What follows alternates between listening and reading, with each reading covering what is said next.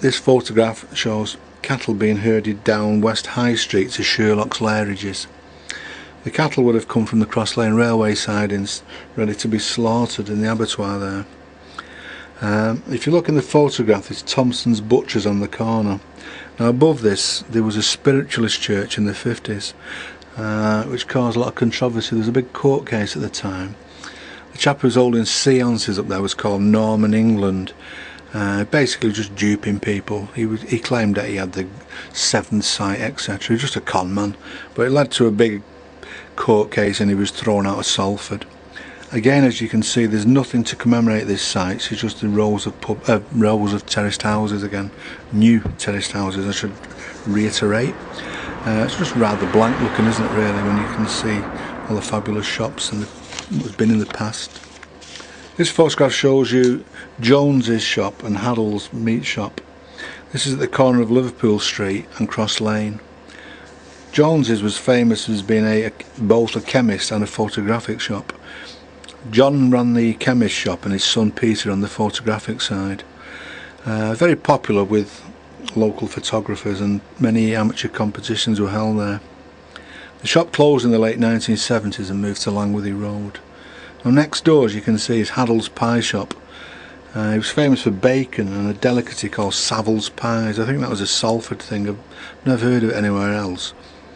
I spoke to the owner before she died, Mrs. Vikert, and she told me that the spelling above the door, Haddle's, it's spelt with two R's. That's obviously incorrect, but they were that impressed with the sign writing that they decided to keep that name, and it stuck. Now the shop closed in 1972 and was demolished shortly afterwards. It is now the site of the Ship pub, corner of Liverpool Street and Cross Lane, as I say. The original Ship pub stood much further down the road on the corner of Eccles New Road, which we will see shortly. This photograph shows you again the other corner from Jones's Chemist. It's Fred Oddy's, I'm sorry about that, Fred Oddy's Butcher's shop. It's a marvellous example of the architecture, isn't it, with the turrets and the cast iron balustrades on the top. Fred Oddy was there from 1953 to 74, and the shop was well known in the area for, as I say, its sausages and its meat products. Davis's news agency is shown next door to it. The thing I really find interesting about this is the public house next door, the Buck. Now in May 1888, Buffalo Bill had his Wild West show at the old Salford Racecourse at Salford Docks. The show had finished, it was the last evening, and Bill was celebrating in the Buck with the landlord, Mr. Tom Twist. Now he'd been drinking whiskey and was obviously a little bit tipsy, and a hansom cab was sent for him to take him back to his lodgings on Howard Street off Eccles New Road. I thought Bill would have slept under the stars or the teepee, but obviously he didn't. Well, the cab driver, he took Bill the long way round, that old trick, and Bill refused to pay his fare when he got to his lodgings. An argument ensued and Buffalo Bill punched him.